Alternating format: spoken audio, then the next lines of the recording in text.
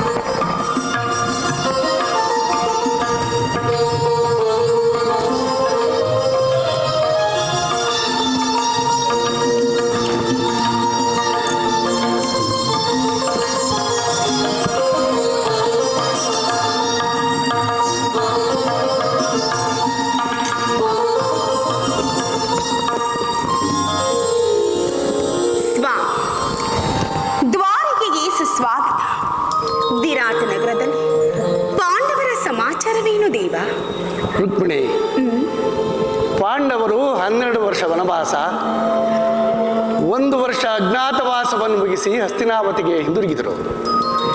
ವಿರಾಟನ ಪುತ್ರಿಯಾದ ಉತ್ತರೆಯೊಡನೆ ಅಭಿಮನ್ಯುವಿನ ವಿವಾಹವೂ ಆಯಿತು. ತಮಗೆ ನ್ಯಾಯವಾಗಿ ಬರಬೇಕಾದ ಅರ್ಧ ರಾಜ್ಯವನ್ನು ಪುನಃ ಕೊಡುವಂತೆ ಕೇಳಲು ಯುಧಿಷ್ಠಿರನು ತಮ್ಮ ಕುಲಪುರೋಹಿತರಾದ ದೌಮ್ಯರನ್ನು ಸಂಧಿಗಾಗಿ ಹಸ್ತಿನಾವತಿಗೆ ಕಳುಹಿಸಿದನು. ಆದರೆ ಆ ದುರ್ಯೋಧನನು ಸಂಧಿಗೆ ಸಮ್ಮತಿಸಲಿಲ್ಲ. ಯುದ್ಧವೇನೋ ಅನಿವಾರ್ಯವಾಗಿ ಬಂದು ಒದಗಿದಂತಿದೆ ರುಕ್ಮಿಣಿ. ಯುದ್ಧ, ಪುನಃ ಯುದ್ಧ. ಹಾಗಾದರೆ ಈ ನಿಮ್ಮ ವಿಶ್ರಾಂತಿ ದಿನಗಳು ಕಳೆದು ಹೋದವು. ಗೋಪಿಕಾಂಗಿನಿಯರ ಕಟಾಕ್ಷ ಚಂದ್ರಿಕೆಯನ್ನು ತೊಯ್ದು ಸ್ವಾಮಿ ದ್ವಾರಕೆಯ ಕುಸುಮ ಶಯನದಲ್ಲಿ ಮಲಗಿ ಅರೆ ಮುಚ್ಚಿದ ಕಣ್ಣುಗಳಿಂದ ಅನಂತ ಭೋಗದ ಹಗಲಗನಸನ್ನು ಕಾಣುವುದು ನಿಮಗಿನ್ನು ಸಾಧ್ಯವಿಲ್ಲ ದೇವ. ರುಕ್ಮಿಣಿ, ಈ ಲೋಕ ಸೇವೆಯ ಹರಕೆಯನ್ನುತ್ತಾಗಲೇ ನನ್ನ ವಿಶ್ರಾಂತಿಯು ಕೊನೆಗೊಂಡಿತು. ಅದಕ್ಕಾಗಿ ನಾನು ಚಿಂತಿಸುತ್ತಿಲ್ಲ. ಹಾಗಾದರೆ ಈ ಪ್ರಶಾಂತವಾದ ಮುಖಭಂಗಿ ಏಕೆ? ಯುದ್ಧದ ಸಮಾಚಾರವನ್ನು ಕೇಳಿ ವೀರರಹದೇವು ನರ್ತಿಸುವುದು ಸಹಜ. ಶಿಶುಪಾಲಾದಿ ದಾನವರನ್ನು ಸಂಹರಿಸಿದ ಸ್ವಾಮಿ ನಿಮ್ಮ ಚಕ್ರದ ರಕ್ತತ್ವಚೆಯು ಪುನಃ ಜಾಗರಿತವಾಗಲಿ. ಜಗತ್ತಿನ ಯಾವ ಮೂಲೆಯಲ್ಲಿ ಆದಾವ ದುಷ್ಕರ್ಮಿಗಳು ಜನಿಸುವರೋ ಅದರ ತೀಕ್ಷ್ಣ ದಾರಿಗೆ ಆಹುತಿಯಾಗಲಿ ದೇವ. ರುಕ್ಮಿಣಿ, ಯುದ್ಧವೇನೋ ಬಂದು ಒದಗಿದಂತಿದೆ. ಆದರೆ ಈ ಯುದ್ಧದಲ್ಲಿ ನಿನ್ನ ಪತಿಯು ನಿರಸ್ತ್ರನು. ಆಯುಧಗಳನ್ನು ಧರಿಸಿ ಯಾರ ಪಕ್ಷವಾಗಿಯೂ ಕಾದಾಡುವುದಿಲ್ಲವೆಂದು ನಾನು ಪ್ರತಿಜ್ಞೆಯನ್ನು ಮಾಡಿರುವೆನು. ಸ್ವಾಮಿ, ಈ ಶೈನಾಗಾರದ ಹೊಸ್ತಿಲನ್ನು ದಾಟದಿರಲು ಒಂದು ಅನುಕೂಲ ಕಾರಣ ದೊರೆತಂತಾಯಿತು. ಈ ನಿಮ್ಮ ರಾಜನೀತಿಯ ಕೌಶಲ್ಯತೆಯನ್ನು ಈಗ ತಿಳಿದೆನು. ಅದಿರಲಿ, ಇದು ಪರಿಹಾಸ್ಯವಲ್ಲ ತಾನೆ? ಇದು ಪರಿಹಾಸ್ಯವಲ್ಲ ರುಕ್ಮಿಣಿ. ಗೋಪಿಕಾಂಗನೆಯಿಂದ ಪರಿವೇಷಿತನಾಗಿ ಈ ಮಧುರ ವೇಣುಗಾನದಿಂದ ವಿಶ್ವ ಸೃಷ್ಟಿಯನ್ನು ನಲಿಸಿದ ಲಲಿತ ಕೃಷ್ಣನ ಮಧುರ ರೂಪವನ್ನು ಜನರು ನೋಡಿಯೇ ಇರುವರು. ಕಂಸ, ಶಿಶುಪಾಲಾದಿ ದಾನವರನ್ನು ಲೀಲಾ ಮಾತ್ರದಿಂದಲೇ ಸದೆ ಪಡೆದ ಅವನ ಪ್ರಚಂಡ ಅಟ್ಟಹಾಸ್ಯದಿಂದ ಜಗತ್ತಿನ ಹೃದಯವು ಈಗಲೂ ಕಂಪಿಸುತ್ತಿರುವುದು. ಈ ಸಾರಿ ಯುದ್ಧವು ಪ್ರಾರಂಭವಾದಾಗ ಅವೆರಡರಿಂದ ವಿಭಿನ್ನನಾದ ಬೇರೊಬ್ಬ ಕೃಷ್ಣನನ್ನು ಜನರು ನೋಡುವರು. ನಾನು ನಿರಸ್ತ್ರನೇ ನಿಜ. ಆದರೆ ಕುರುಕ್ಷೇತ್ರದ ಯುದ್ಧ ಸೂತ್ರವು ನನ್ನ ಕೈಯಲ್ಲಿ ಚದುರಂಗದ ದಾಳಗಳಂತೆ ದರ್ಪಾಂಧರಾದ ಕ್ಷತ್ರಿಯ ವೀರರನ್ನು ನಾನು ಅಲ್ಲಿಂದಿಲ್ಲಿಗೆ ಇಲ್ಲಿಂದ ಅಲ್ಲಿಗೆ ನಡೆಸುವೆನು. ಶಸ್ತ್ರಾಸ್ತ್ರಗಳ ಸಂಗ್ರಹವೇ ಪೌರುಷದ ಪರಮಾವಧಿ ಎಂದು ಜನರಿಗೆ ತಿಳಿದಿರುವರು. ನಾನು ಆ ಅಜ್ಞಾನವನ್ನು ಅರಿಸುವೆನು. ಮಾನವನ ಆತ್ಮಶಕ್ತಿಯು ಶತಕೋಟಿ ಶಸ್ತ್ರಾಸ್ತ್ರಗಳನ್ನು ಪರಾಭವಿಸಿ ವಿಜಯದ ಭದ್ರಪೀಠವನ್ನೇರಬಲ್ಲದೆಂಬುದನ್ನು ಜಗತ್ತಿಗೇ ತೋರಿಸುವೆನು. ಸತ್ಯದ ಚಿರಪ್ರಕಾಶದಿಂದ ಜಗತ್ತನ್ನು ಬೆಳಗಿಸುವೆನು. ರುಕ್ಮಿಣಿ, ಈ ಕುರುಕ್ಷೇತ್ರದ ರಕ್ತ ಪ್ರಳಯದಲ್ಲಿಯೂ ಸಹ ನನ್ನ ಈ ಕೈಗಳು ಸ್ವಚ್ಛ ಹಿಮದಂತೆ ನಿರ್ಲಿಪ್ತವಾಗಿ ಬೆಳಗುವುದನ್ನು ನೀನೇ ನೋಡುವಿಯಂತೆ. ಇಂತಹ ಅಪೂರ್ವ ಸಾಧನೆಯ ಉದ್ದೇಶವಾದರೂ ಏನು ದೇವ? ಭ್ರಮೆಯಾನಂದವೇ ಇಹಲೋಕ,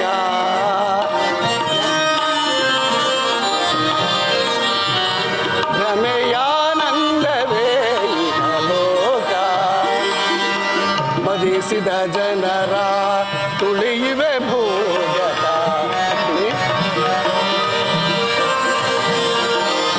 ಮದಿಸಿದ ಜನರ ತುಳಿಯುವೆ ಭೂಗತ, ಈ ಭಯವೇಕೆ ಪ್ರಿಯ ಸತಿ ಕಾಂತೆ?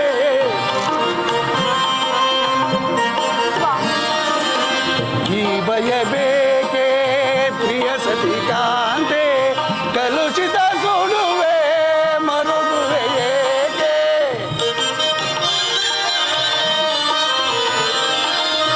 ಕಲುಷಿತ ಸುಡುವೆ ಮರುಗುವೆ ಏಕೆ? ರಮೆಯಾನಂದವೇ ಇಹಲೋಕ.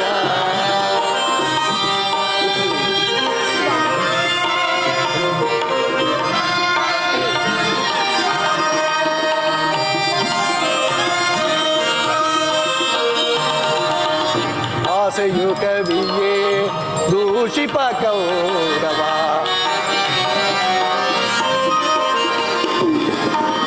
ಆಸೆಯು ಕವಿಯೇ ದೂಷಿಪ ಕೌರವ. ದೇಶದ ಸಮರ ರಕ್ತವ ಹರಿಸೆ.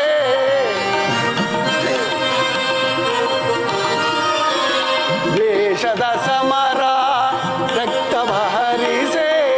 ಮಾಡಿದ ಪಂಥಕ್ಕೆ ಹೂಡುವೆ ತಂತ್ರ.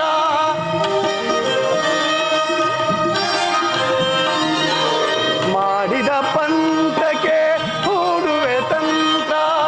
ಪಾಂಡವ ವಿಜಯ ಗುರುಪತಿ ಪಠನ.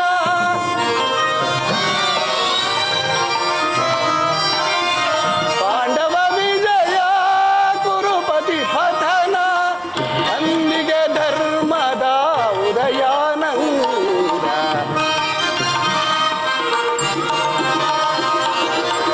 ಅಂದಿಗೆ ಧರ್ಮದ ಉದಯಾನಂದ. ರಮೆಯಾನಂದವೇ ಇಹಲೋಕ. ಇಹಲೋಕ.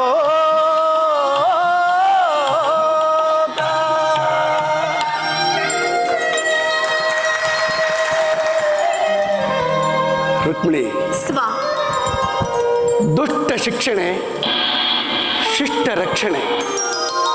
ಭರತ ವರ್ಷದಲ್ಲಿ ಜಗತ್ತಿಗೆ ಆದರ್ಶಭೂತವಾದ ಧರ್ಮ ರಾಜ್ಯವೊಂದನ್ನು ಸ್ಥಾಪಿಸುವುದೇ ನನ್ನ ಜೀವನದ ಏಕಮಾತ್ರ ಧ್ಯೇಯ. ನನ್ನ ನಿರಂತರ ಪರಿಶ್ರಮದ ಸವಿಗನಸು. ಯೌವನವು ಕಳೆದು ವಾರ್ಧಕ್ಯದ ಮೊದಲ ಹಂತದಲ್ಲಿ ಕಾಲಿಟ್ಟೆನಾದರೂ ಆ ನನ್ನ ಕನಸು ಇನ್ನೂ ಕನಸಾಗಿಯೇ ಉಳಿದಿರುವುದು. ಅದಕ್ಕಾಗಿಯೇ ನಾನು ಹಿಂಸಾ ಪ್ರಿಯರಾದ ಅಸಂಖ್ಯಾತ ದಾನವರನ್ನು ಸಂಹರಿಸಿದೆ. ಆದರೆ ನನ್ನ ಉದ್ದೇಶವು ಸಫಲವಾಗಲಿಲ್ಲ. ಮಾನವನೇ ಮಾನವ ಜಾತಿಯ ಪರಮಶತ್ರುವೆಂದು ನಾನೀಗ ತಿಳಿದೆನು. ಮುಂದಿನ ಯುದ್ಧದಲ್ಲಿ ಮಾನವನ ಪ್ರಗತಿಗಾಗಿ ಮಾನವನನ್ನು ಮಾನವನಿಂದಲೇ ನಾಶಪಡಿಸುವುದು.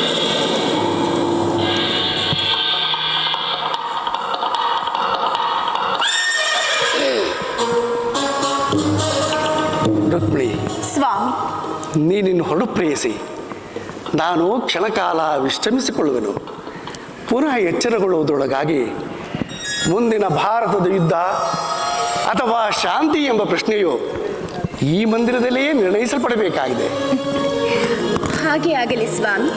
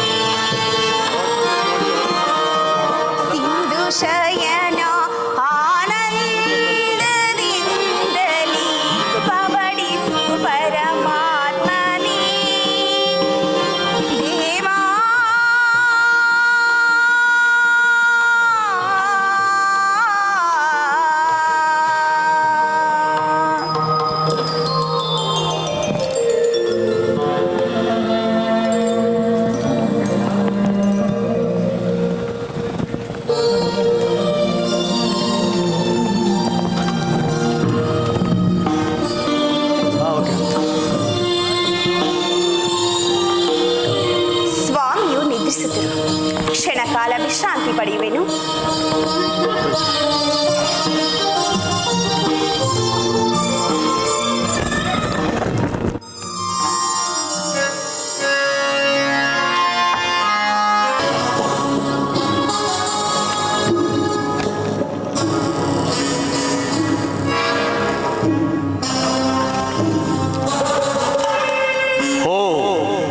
ಮಲಗಿರುವನು ಕೃಷ್ಣನು. ಏನು ಹಾಡಂಬರ, ಏನು ಹಾಡಂಬರ. ವಸಂತ ಕುಸುಮಾಗ್ರಣದ ಕುಸುಮಕರ ಸುಗಂಧ ಸುಪರಿಮಳ ಸುವಾಸನೆಯ ಕಂಪಿನಿಂದ ಕಂಗೊಳಿಸುತ್ತಿರುವ ಈ ದ್ವಾರಕಾ ನಗರದ ಅರಸ ನಂದ ಗೋಪಾಲನು ರಾಜ್ಯ ಕೋಶಾಧಿಗಳನ್ನು ಅಣ್ಣನಾದ ಬಲಭದ್ರ ದೇವರಿಗೆ ಒಪ್ಪಿಸಿ ತಾನು ಹಗವು ನಿದ್ರೆಯಲ್ಲಿ ಮಗ್ನನಾಗಿರುವ ರಹಸ್ಯಕ್ಕೆ ಅದಾವುದೋ ಒಂದು ಕಾರಣವಿರಲೇಬೇಕು. ನನ್ನ ಕಾರ್ಯ ಸಾಧನೆಗಾಗಿ ಬಂದಿರುವಾಗ ಇದನ್ನು ನಾನು ಹೇಗೆ ಆಕ್ಷೇಪಿಸಲಿ? ಎಚ್ಚರವಾಗುವ ತನಕ ಇಲ್ಲಿಯೇ ಕುಳಿತರಾಯಿತು.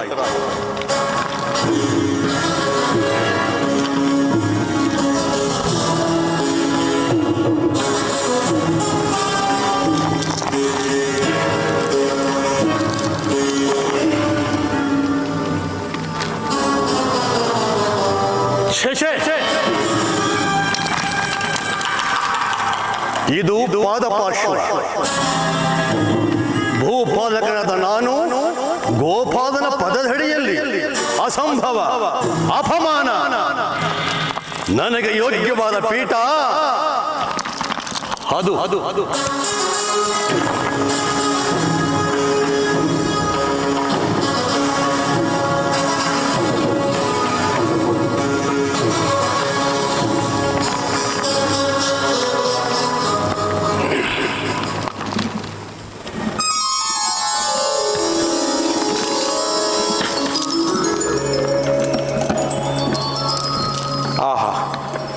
ಜಗದ್ರಕ್ಷಕನಾದ ಪರಮಾತ್ಮನು ತನ್ನ ಆತ್ಮರಕ್ಷಣೆಯನ್ನು ಎಷ್ಟೊಂದು ಜಾಗರೂಕನಾಗಿ ಕಲ್ಪಿಸಿಕೊಂಡಿರುವನು.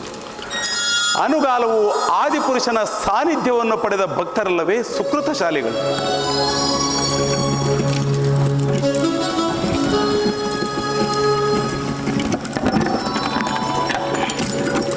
ಓಹೋ, ಅಣ್ಣನಾದ ದುರ್ಯೋಧನನು ನನಗಿಂತಲೂ ಮೊದಲೇ ದ್ವಾರಕೆಯಲ್ಲಿ. ಅರ್ಜುನ, ನನ್ನನ್ನು ನೋಡಿ ನನಗೆ ಅಸಮಾಧಾನವೇ? ನೀನು ದ್ವಾರಕೆಗೆ ಪ್ರಯಾಣ ಮಾಡಿದೆ ಎಂದು ತಿಳಿದ ಬಳಿಕವೇ ನಾನು ಹೊರಟಿದ್ದೆ. ಆದರೆ ನನ್ನ ಸುಧೈವ ಬಲದಿಂದ ಮೊದಲೇ ಇಲ್ಲಿಗೆ ಬಂದಿದ್ದೆ. ಗುರು ಸನ್ನಿಧಿಗೂ ದೇವ ಮಂದಿರಕ್ಕೂ ಮೊದಲು ಹೋದರೇನು, ಕೊನೆಯಲ್ಲಿ ಹೋದರೇನು, ಅವರವರ ಭಾವನಾನುರೂಪವಾದ ಫಲವು ಅವರಿಗೆ ದೊರಕುವುದಲ್ಲವೇ ಸುಯೋಧನ? ಹಾಗೆಂದು ಸುಮ್ಮನೆ ಕುಳಿತರೆ ಕಾರ್ಯವಾಗುವುದೇ ಧನಂಜಯ. ಇಂತಹ ಸಂದರ್ಭದಲ್ಲಿ ನಾಲ್ಕಾಡು ಕಡೆ ತಿರುಗಿದರೆ ಹಲವರಾದ ಸಹಾಯವು ದೊರಕುವುದು. ನಾನು ಬಂದಿದ್ದು ಈ ಮಹಿಮಾ ಮೂರ್ತಿಯ ಪದ ತಳದಲ್ಲಿ ಕುಳಿತು 4 ಮಾತುಗಳನ್ನು ಕೇಳಿ ಹೋಗಬೇಕೆಂಬ ಇಚ್ಛೆಯಿಂದ. ನೀನು ಯಾವ ಇಚ್ಛೆ ಎಂದಾದರೂ, ಆದರೆ ಕೃಷ್ಣನು ಈ ಸಾರಿ ನಮ್ಮ ಕೈಗೆ ಸಿಕ್ಕಿ ಬಿದ್ದಿರುವನು. ಒಂದು ವೇಳೆ ಸಿಕ್ಕಿಬಿದ್ದರೂ ಅದು ಸಂತೋಷದ ವಿಚಾರವೇ. ಕುರು ಪಾಂಡವರ ಧಮನಿಗಳಲ್ಲಿ ಒಂದೇ ವಂಶದ ಪವಿತ್ರವಾದ ರಕ್ತವು ಹರಿತಿರುವುದೆಂಬುದನ್ನು ನಾನು ಮರೆತಿಲ್ಲ ಸುಯೋಧನ. ಜನಾರ್ದನ, ಜಾಗರಿತನಾಗು. ಜಗತ್ತಿನ ಜೀವಕೋಟಿಯನ್ನು ಅಸತ್ಯದಿಂದ ಸತ್ಯದ ಸೀಮೆಯನ್ನು ಸೇರಿಸು. ಅಂಧಕಾರದಿಂದ ಬೆಳಕಿನಡೆಗೆ ಕರೆದುಕೊಂಡು ಹೋಗು. ಮೃತ್ಯುವನ್ನು ಅರಿತಿ ಅಮೃತತ್ವವನ್ನು ಕೊಡು. 7 ಚಕ್ರಪಾಣಿ, 7 3 ಲೋಕದ ಮಂಗಳವು ನಿನ್ನಲ್ಲಿಯೇ ಸೇರಿದೆ. ಶ್ರೀ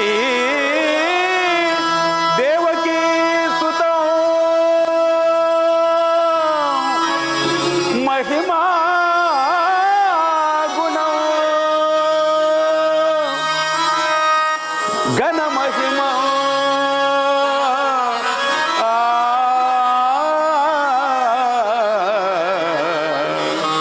ಕೃಷ್ಣ.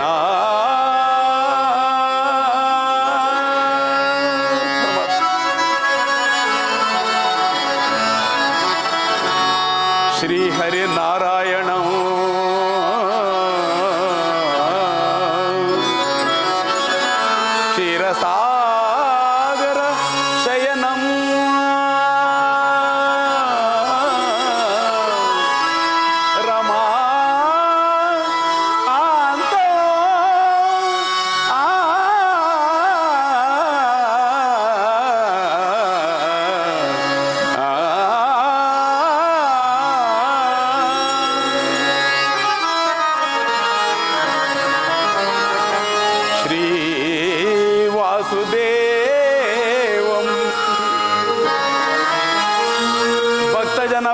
ಪಾಲನಂ ಜಾಗರಿತಂ ನಮೋ ಕೇಶವ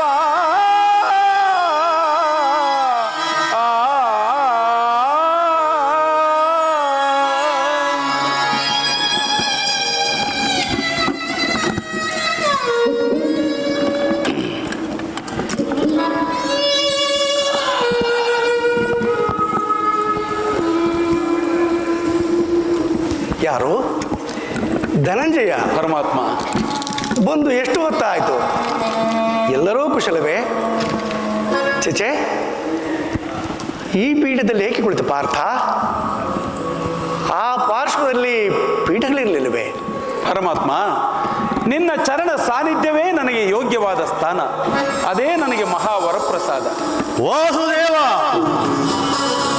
ಯಾರು? ಓ, ಭಾವ ಕೌರವೇಶ್ವರ, ಸೌಖ್ಯವೇ? ನೀವೀರ್ವರು ಏಕಕಾಲದಲ್ಲಿ ಏತಕ್ಕಾಗಿ ಇಲ್ಲಿಗೆ ಬಂದಿರಿ? ಮಾಧವ, ಕೌರವ ಪಾಂಡವರು ಭೀಕರ ಸಂಗ್ರಾಮ. ಮಾಧವ, ಕೌರವ ಪಾಂಡವರು ಭೀಕರ ಸಂಗ್ರಾಮ ಭರದಿಂದ ಸಾಗಿಪ್ಪುದೈ.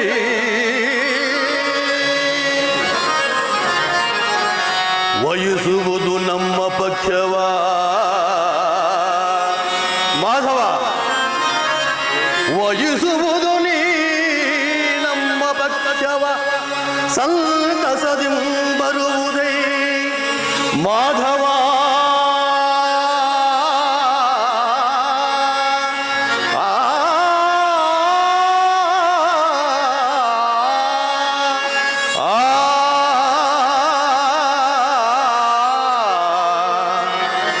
ಮಾಧವ.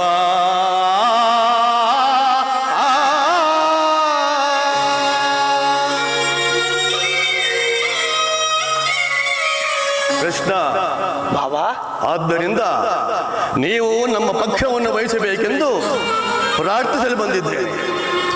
ಅರ್ಜುನ, ಕೇಳಿದೆಯಾ ನಿಮ್ಮ ಅಣ್ಣನಾಡುತ್ತಿರುವ ಮಾತುಗಳನ್ನು? ನೀನು ಸಹ ಯಾದವರ ಸಹಾಯವನ್ನು ಅಪೇಕ್ಷಿಸಿ ಬಂದಂತೆ ತೋರುತ್ತದೆ. ಹೌದು ಜನಾರ್ದನ. ಈ ಉಭಯ ಸಂಕಟದಲ್ಲಿ ನಾನೇನು ಮಾಡಲಿ ಪಾರ್ಥ? ಪರಮಾತ್ಮ, ನೀನು ನಿದ್ರೆಯಿಂದ ಎಚ್ಚರಗೊಂಡಾಗ ಮೊದಲು ನಿನ್ನ ಕೃಪಾಭಾಗ್ಯವನ್ನು ಪಡೆದವನು ನಾನು. ಆದ್ದರಿಂದ ನನಗೆ ಸಹಾಯ ಮಾಡಲೇಬೇಕು ಮುಕುಂದ. ಕೃಷ್ಣ, ಭಾವ, ನೀನು ನಮ್ಮಿಬ್ಬರಿಗೂ ಸಮಾನವಾದ ಬಂಧು. ಮೊದಲು ನಿನ್ನ ಬೆಳಗ್ಗೆ ಯಾರು ಬಂದರೋ ಅವರ ಪಕ್ಷವನ್ನು ವಹಿಸುವುದು ವೀರೋಚಿತವಾದ ಧರ್ಮ. ಮೊದಲು ಬಂದವನು ನಾನು. ನನ್ನ ಪಕ್ಷವನ್ನು ವಹಿಸಿದರೆ ಧರ್ಮವನ್ನು ಪಾಲನೆ ಮಾಡಿದಂತಾಗುವ. ದುರ್ಯೋಧನ, ನೀನು ಮೊದಲು ಬಂದೆ ಎಂಬ ವಿಚಾರದಲ್ಲಿ ನನಗೆ ಸ್ವಲ್ಪವೂ ಸಂದೇಹವಿಲ್ಲ. ಆದರೆ ನಾನು ನಿದ್ರೆಯಿಂದ ಎಚ್ಚರಗೊಂಡಾಗ ಮೊದಲು ಪಾರ್ಥನನ್ನು ಕಂಡೆ. ಪಾರ್ಥನಾದರೂ ನಿನಗಿಂತಲೂ ಚಿಕ್ಕವನು. ತನಗೆ ಬೇಕಾದ್ದನ್ನು ಮೊದಲು ಕೇಳುವ ಅಧಿಕಾರ ಪಾರ್ಥನಿಗಿದೆ. ಆಹಾ, ನಾನು ನಿಮ್ಮಿಬ್ಬರಿಗೂ ಸಹಾಯವನ್ನು ಮಾಡುವೆನು. ಈಗ ಕೇಳಿ.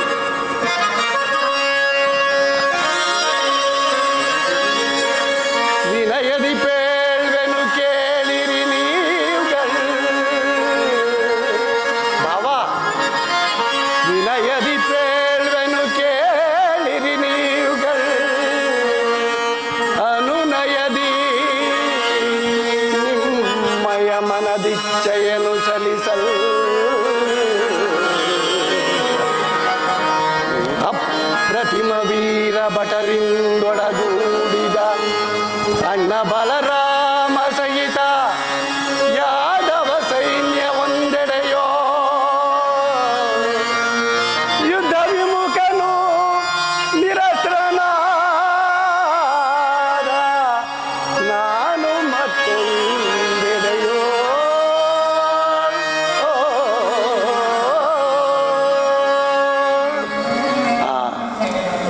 ಇವೆರಡರಲ್ಲಿ ನಿನಗೆ ಯಾವುದು ಬೇಕು ಪಾರ್ಥ? ಯದುಕುಲ ಚೂಡಾಮಣಿ, ನಾನು ನಿನ್ನನ್ನೇ ಅಪೇಕ್ಷಿಸುವನು, ನನ್ನನ್ನು ಕರುಣಿಸು. ನಿರಾಯುಧನು ನಿರಸ್ತನು ಆದ ಇವನಿಂದೇನು ಸಾಧ್ಯ? ಮಾಧವ, ಭಾವ, ಪಾಂಡ ಲಕ್ಷಣಾಭಾರವನ್ನು ನೀನೇ ವಹಿಸಿಕೋ. ಗುರುದೇವ ಬಲರಾಮ ಸಹಿತ ಯಾದವ ಬಲವು ನನ್ನ ಪಕ್ಷವನ್ನೇ ವಹಿಸು. ಭಲೆ ಭಲೇ ಭಾವ, ನಿನ್ನ ಸಾಹಸಕ್ಕೆ ತಕ್ಕದ್ದನ್ನೇ ಪಡೆದುಕೊಂಡೆ. ನಡೆ, ಸೈನ್ಯಕ್ಕೆ ನಾನೀಗಲೇ ಆಜ್ಞಾಪಿಸುವೆನು. ಆಹಾ,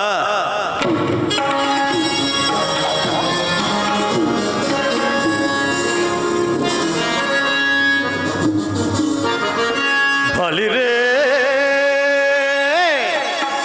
ಏನಿದು ಕಣ್ಸನ್ನೆಯ ಕಪಟ ಮೋಸ.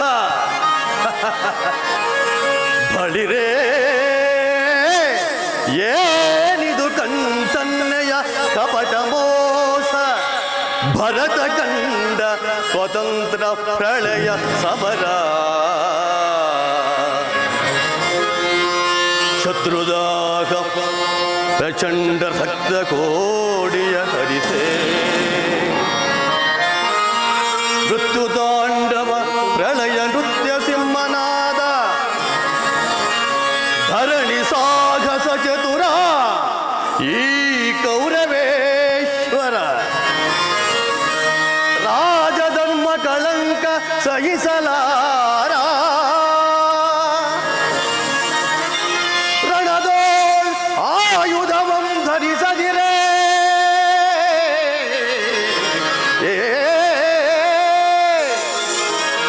ಮಾಧವ, ರಣದೋಳ್ ಆಯುಧವಂ ಧರಿಸದಿರೇ. ಪಾಂಡವರಣದೆಂದು ಕಾಯುವೆಯೋ. ನೋಡುವೆನು ನಿನ ಪಂಥ ತಂತ ನಿಪುಣ ಅವತಾರ ಪುರುಷ ಮುಕುಂದ.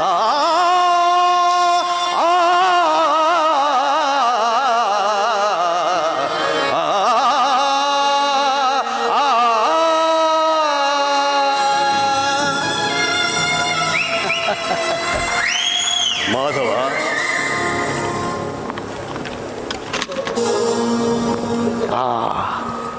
ಮಾಧವ, ಯುದ್ಧದಲ್ಲಿ ಆಯುಧವಂತರಿಸಿ ಯಾರ ಪಕ್ಷವಾಗಿಯೂ ಯುದ್ಧ ಮಾಡುವುದೆಂದು ವಚನ ಬಿತ್ತಿರಬೇಕು. ಅದು ಜ್ಞಾಪಕವಿರಲಿ. ಅದು ಮುಂದೆ ತಾನೇ ತಿಳಿಯುವುದು. ನಡೆ ಭಾವ. ಆಹಾ,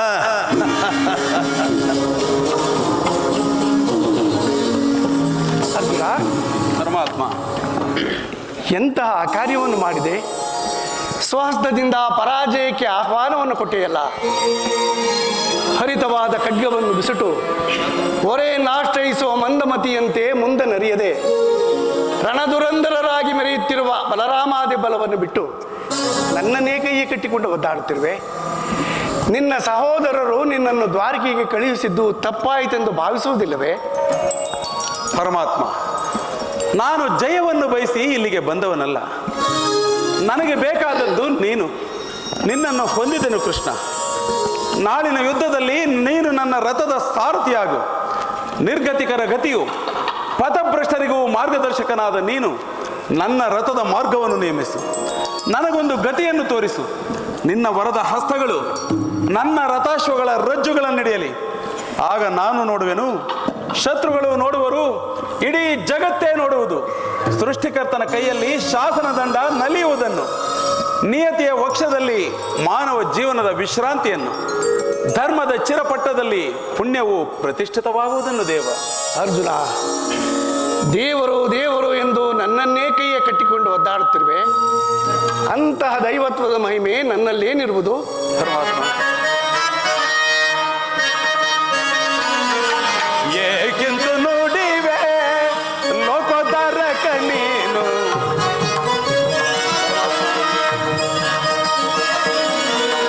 ಏಕೆಂದು ನೋಡಿವೆ ಲೋಕೋದ್ಧಾರಕ ನೀನು. ಮಾಯಾಮಯ ಬಲ್ಲೆ ಬಲ್ಲೆ ನಾನಿನ್ನ ಮಾಯಾಮಯ.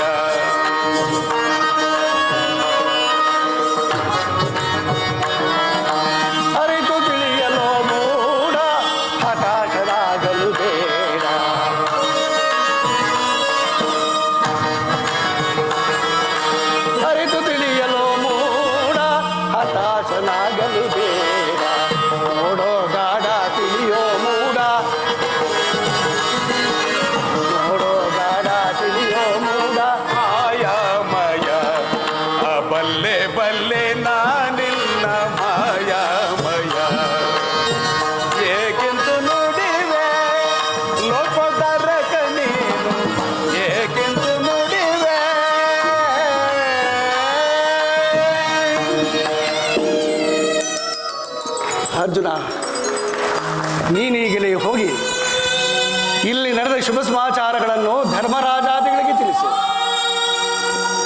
ಆಜ್ಞೆ ಮಾಧವ.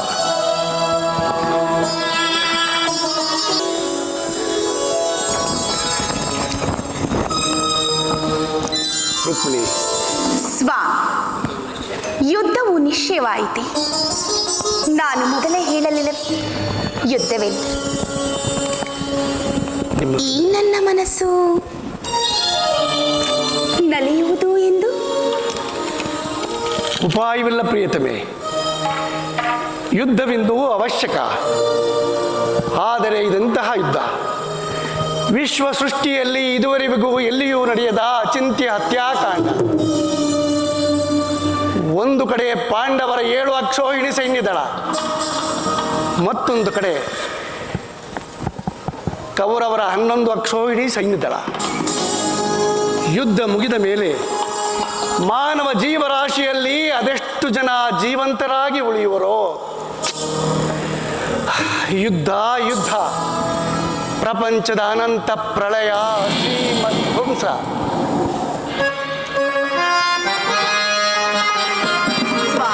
ರುಕ್ಮಿಣಿ,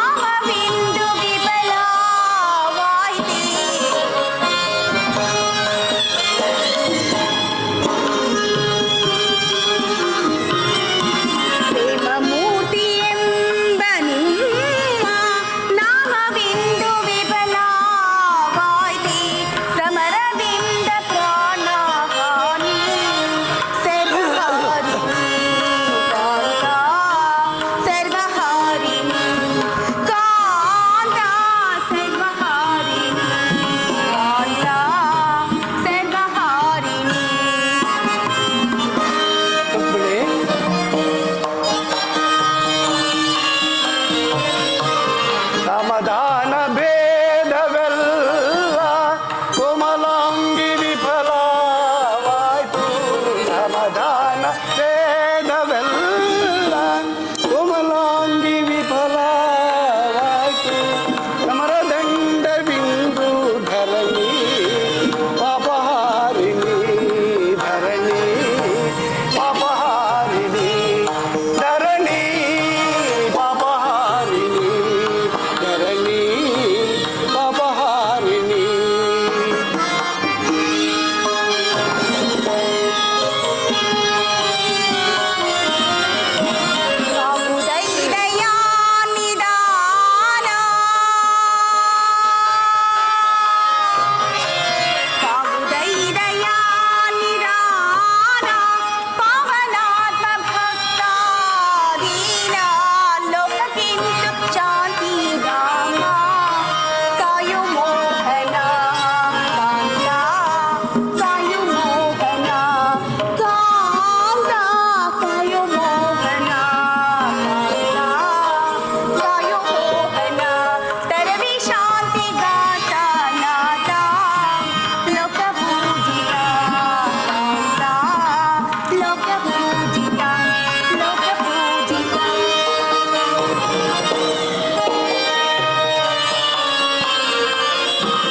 ಧರ್ಮರಾಜ ಸ್ಥಾಪನೆಗೆ ಧರ್ಮಯುದ್ಧದೊದಗೆ, ಧರ್ಮರಾಜ ಸ್ಥಾಪನೆಗೆ ಧರ್ಮಯುದ್ಧದೊದಗೆ. ಧರ್ಮಭೂಮಿ ಭಾರತವು ಧನ್ಯ ಮಾಡುವುದೇ ದೇವಿ, ಧನ್ಯ ಮಾಡುವುದೇ ದೇವಿ, ಧನ್ಯ ಮಾಡುವುದೇ ದೇವಿ, ಧನ್ಯ ಮಾಡುವುದೇ.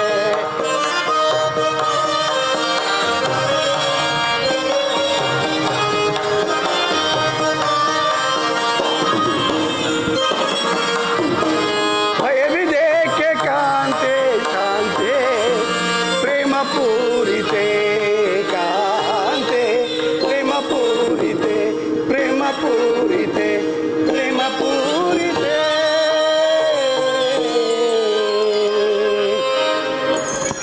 ಪ್ರಭು, ಮಾನವನ ಲೋಕವನ್ನು ಪ್ರಹ್ಲಾದ ವರ್ತದಿಂದ ಅಧರ್ಮದಿಂದ ರಕ್ಷಿಸು. ಅಧರ್ಮವು ಅಕ್ರಮದಿಂದ, ಧರ್ಮರು ರೂಪುಗಿಡಲೇಕೆ? ಶಾಂತಿ ಸಂಧಾನಕ್ಕೆ ಪ್ರಯತ್ನಿಸು ದೇವ. ರುಕ್ಮಿಣಿ, ಶಾಂತಿಯಿಂದ ಸೃಷ್ಟಿಯ ವಿಕಾಸವಾಗುವುದಿಲ್ಲ ಪ್ರೇಯಸಿ. ಪುರಾತನದ ಅಳಿವೆ ನೂತನ ಆವಿಷ್ಕಾರ. ಯುದ್ಧವೆಂದು ಅವಶ್ಯಕ. ಆದರ ಯುದ್ಧದಲ್ಲಿ ನಾನೊಂದು ನೂತನ ಜಗತ್ತನ್ನು ನಿರ್ಮಿಸುವೆನು. ನನ್ನ ಸಮರ ಗೀತೆಯು ಮಾನವರಿಗೆ ಧರ್ಮದ ಪರಾಕಾಷ್ಠೆಯನ್ನು ಬೋಧಿಸುವುದು. ವೀರರ ರಕ್ತದಿಂದ ಪೃಥ್ವಿಯ ಕಲ್ಮಶವನ್ನು ತೊಳೆಯುವೆನು. ಕುರುಕ್ಷೇತ್ರದ ಧೂಳಿಯ ಒಂದೊಂದು ಕಣವನ್ನು ರಕ್ತರಸದಿಂದ ತೋಯಿಸಿ ವೀರ ದರ್ಪದಿಂದ ಸುಸಜ್ಜಿತವಾಗಿ ಮಾಡಿ ಒಂದು ಪುಣ್ಯ ಬೀಜವನ್ನು ನಡುವೆನು. ಆ ಬೀಜವು ಅಂಕುರಿಸಿ ಮರವಾಗಿ ದರ್ಶನ, ವಿಜ್ಞಾನ, ಧರ್ಮ, ರಾಜನೀತಿ ಮುಂತಾದ ಅನರ್ಘ್ಯ ಫಲಪುಷ್ಪಗಳನ್ನು ಜಗತ್ತಿಗೇ ಕೊಡುವುದು. ಸ್ವಾಮಿ, ನಿಮ್ಮ ಸ್ಪರ್ಶವೇ ಮೃತ ಸಂಜೀವಿನಿ. ದೃಷ್ಟಿಯಿಂದ ಮಾತ್ರ ಜಡ ಜಗತ್ತನ್ನು ಜೀವಂತವಾಗಿಸಬಲ್ಲಿರಿ. ಅದನ್ನು ರಕ್ತಪಾತದ ಅವಶ್ಯಕತೆ ಬೇಕೇ ದೇವ. ರುಕ್ಮಿಣಿ, ಕಾಳ ಸರ್ಪವು ಕಚ್ಚಿದವರನ್ನು ಮೃತ್ಯು ಮುಖದಿಂದ ರಕ್ಷಿಸಬೇಕಾದರೆ ವಿಷ ಸ್ಪರ್ಶವಾದ ಅವಯವವನ್ನು ಛೇದಿಸಲೇಬೇಕು. ಆರ್ಯಾವರ್ತಕ್ಕೀಗ ಅಂತಹ ದುರವಸ್ಥೆ ಉಂಟಾಗಿದೆ. ಅಭಿಮಾನ ಸುರಿಯಿಂದ ಪ್ರಮತ್ತರಾದ ಕ್ಷತ್ರಿಯರ ನರನಾಡಿಗಳಲ್ಲಿ ರಕ್ತಾಧಿಕ್ಯವು ಹೆಚ್ಚಿ ಅಧರ್ಮ ರೋಗದ ಅಂಕುರವು ಕಾಣಿಸಿಕೊಂಡಿದೆ. ಅದನ್ನು ರಕ್ತಕ್ಷಯದಿಂದ ಸಂಪೂರ್ಣವಾಗಿ ಬೇರ್ಪಡಿಸಿದ ಹೊರತು ಸ್ವಾಮಿ, ಧರ್ಮ ಸಂಸ್ಥಾಪನೆಯಾಗುವುದಿಲ್ಲ. ರುಕ್ಮಿಣಿ, ಸ್ವಾಮಿ, ಇಷ್ಟೊಂದು ಜನರ ಮರಣದಿಂದ ಧರ್ಮ ಸಂಸ್ಥಾಪನೆಯಾಗುವುದಾದರೆ ಅಂತಹ ಧರ್ಮಕ್ಕೆ ನನ್ನ ಧಿಕ್ಕಾರವಿರಲಿ. ಸ್ವಾಮಿ, ಇನ್ನೊಂದು ಬಾರಿ ಪ್ರಯತ್ನಿಸಿ ಘೋರ ಹತ್ಯಾಕಾಂಡ ನಿಲ್ಲಲಿ ದೇವ. ಹಾಗೆಯೇ ಆಗಲಿ ರುಕ್ಮಿಣಿ. ನಿನ್ನ ಮಾತಿನಂತೆ ನಾನೀಗಲೇ ಆ ದುರ್ಯೋಧನ ಬಳಿಗೆ ಹೋಗಿ ಮತ್ತೊಂದು ಸಾರಿ ಶಾಂತಿ ಸಂಧಾನಕ್ಕೆ ಪ್ರಯತ್ನಿಸುವೆನು. ಆದರೆ ನನ್ನ ಈ ಕಡೆಯ ಪ್ರಯತ್ನವೂ ಕೂಡ ವಿಫಲವಾಗಬಹುದೋ ಏನೋ.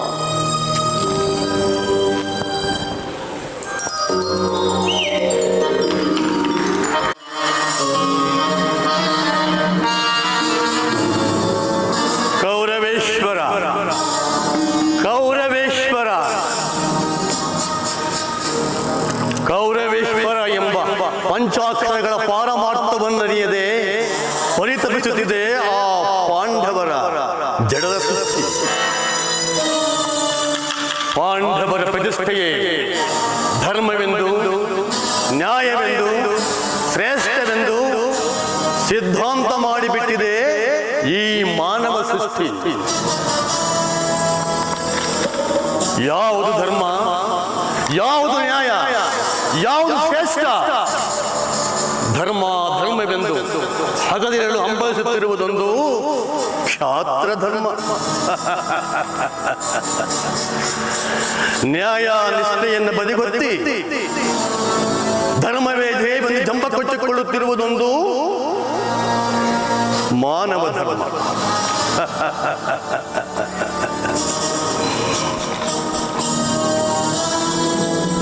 ಶ್ರೇಷ್ಠತೆಯ ನಿಷ್ಠೆಯನ್ನರಿಯದೆ ಪ್ರತಿಷ್ಠೆಯನ್ನು ಪಣವಾಗಿಟ್ಟು ಸ್ಥಿತಿದಶ ವರ್ಷಗಳು ಕಾಡು ಮೇಡುಗಳಲ್ಲಿ ಹಳೆದದ್ದು ಕ್ಷಾತ್ರಧರ್ಮ. ಇದೇ ಧರ್ಮವೆಂದು ಸಾರುತ್ತಿದೆ ಈ ಮಾನವ ಸೃಷ್ಟಿ. ಇವರೇನು ಬಲ್ಲರು ಈ ಕೌರವೇಶ್ವರನ ಚಚ್ಚದಿಯಲ್ಲಿ ಪ್ರಜ್ವಲಿಸುತ್ತಿರುವ ಶಾಸ್ತ್ರ ತೇಜದ ಪಾರಮಾರ್ಥವನ್ನು.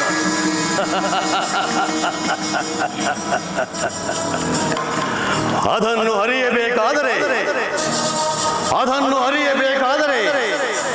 ಕಾದು ನೋಡಬೇಕು ಕುರುಪಾಂಡವರ ಭೀಕರ ಸಂಗ್ರಾಮವನ್ನ.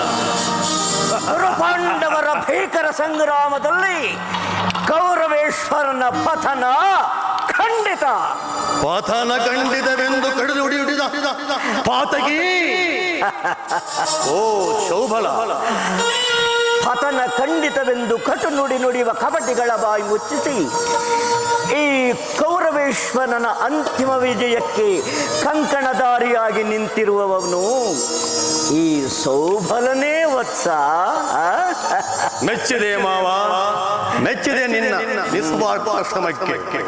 ನನ್ನ ಶ್ರಮವೆಲ್ಲವೂ ನಿನ್ನ ಅಭ್ಯುದಯಕ್ಕಾಗಿಯೇ ಅಲ್ಲವೇ ಕೌರವೇಶ್ವರ?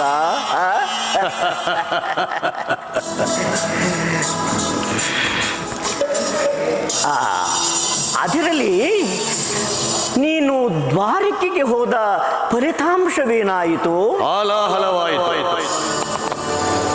ಅಂದರೆ ಭಿಕ್ಷೆ ಬೇಡಲು ದ್ವಾರಕೆಗೆ ಹೋದುದರಿಂದ ವಿಷಯವೇನೆಂಬುದನ್ನು ವಿಷದಪಡಿಸಬಾರದೆ ಕೌರವೇಶ್ವರ? ಮಾವ, ನಾನು ನಿಷ್ಪಕ್ಷಪಾತವಾಗಿ ನನ್ನ ಪಕ್ಷ ವಯಸ್ಸೆಂದು ಪ್ರಾರ್ಥಿಸಿದನು ಆ ನಂದಗೋಪಾಲನನ್ನು. ಆದರೆ ಅವನ ಬಹು ಚಮತ್ಕಾರದಿಂದ ಚಮತ್ಕಾರದ ಮಾತುಗಳನ್ನಾಡಿ ಕಡೆಗೆ ಪಾಂಡವರ ಪಕ್ಷವನ್ನು ವಹಿಸಿ ದುರ್ಬಲವಾದ ಯಾದವ ಬಲವನ್ನ ನನ್ನ ಮಡಿಲಿಗೆ ಹಾಕಿದ, ಹೋಗು ಎಂದು. ಒಳಿತೇ ಆಯಿತು ಬಿಡು ಮಾವ. ಏನು ದುರ್ಬಲವಾದ ಯಾದವ ಬಲವನ್ನೇ? ತಪ್ಪು. ದುರ್ಬಲವಲ್ಲ ಯಾದವ ಬಲ, ಪ್ರಬಲ. ಕಡೆಗೆ ಕೃಷ್ಣನ ಸರ್ವನಾಶ ಯಾರಿಂದ ಗೊತ್ತೇ? ಯಾರಿಂದ ಮಾವ? ಈಗ ತಾನೇ ನೀನು ದುರ್ಬಲ ಎಂದು ಪರಿಗಣಿಸಿದೆಯಲ್ಲ, ಆ ಯಾದವ ಬಲದಿಂದಲೇ. ಮಾವ, ಇದನ್ನು ಅರಿತೇ ನಾನು ನಿನ್ನನ್ನು ದ್ವಾರಕೆಗೆ ಕಳಿಸಿತ್ತು.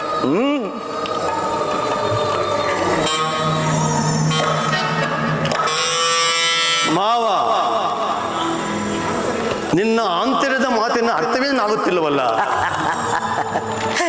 ಕೌರವೇಶ್ವರ, ಅದು ಅಷ್ಟು ಸುಲಭವಾಗಿ ಅರ್ಥವಾಗುವುದಾದರೆ ಚಾತುರ್ಯ ಎಂಬ ಪದಕ್ಕೆ ಸ್ವಾರಸ್ಯವೆಲ್ಲಿದೆ ಕೌರವೇಶ್ವರ? ಇಷ್ಟು ಮಾತ್ರ ಸತ್ಯ. ನಾಡಿನ ಗಾದೆಯನ್ನು ಕೇಳಿದ್ದೀಯ ತಾನೆ? ಮುಳ್ಳನ್ನು ಮುಳ್ಳಿನಿಂದಲೇ ಚುಚ್ಚಿ ತೆಗೆಯಬೇಕು, ವಜ್ರವನ್ನು ವಜ್ರದಿಂದಲೇ ಛೇದಿಸಬೇಕು, ಮೋಸಗಾರನನ್ನು ಆ ಮೋಸದಿಂದಲೇ ನಾಶಪಡಿಸಬೇಕು ಎಂದು. ಮಾವ, ನೀವು ಹಾಡಿದ ಇಷ್ಟು ನುಡಿಗಳು ದಿಟವಾಯಿತೆಂದರೆ ಈ ಕೌರವೇಶ್ವರನ ವಿಜಯ ಖಂಡಿತ. ಕೌರವನ ವಿಜಯ ಖಂಡಿತ. ವಿಜಯ ಖಂಡಿತ.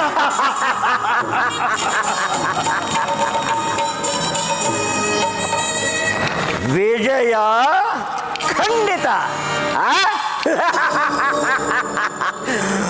ವಿಜಯ ಖಂಡಿತವೆಂಬ ಹಂಬಲ ನಿನಗೇಕೋ ಕೌರವ? ಈ ಸೌಬಲನ ಅಭಯ ಹಸ್ತ ನಿನ್ನ ಮಸ್ತಕದ ಮೇಲಿರುವಾಗ ಅದನ್ನು ಲೆಕ್ಕಿಸದೆ ಕೊಬ್ಬೆತ್ತಿ ಮೆರೆಯುತ್ತಿರುವ ಕೌರವ ಕುನ್ನೆ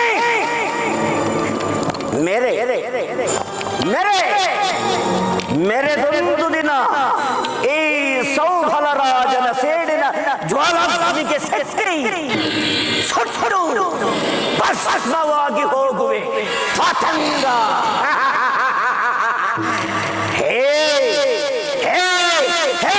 ಸಾರ್ವಭೌಮ, ಇನ್ನು ನಿನ್ನ ವಂಶವೇ ನಿರ್ನಾಮ.